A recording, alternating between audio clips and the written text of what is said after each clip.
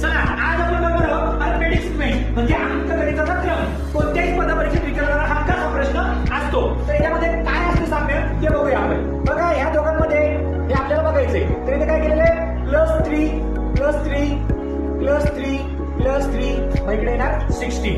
इकडे +5 म्हणजे सगळीकडे जर तुम्ही करत बसले तर काय येणार आहे +5 म्हणजे इकडे येणार 70.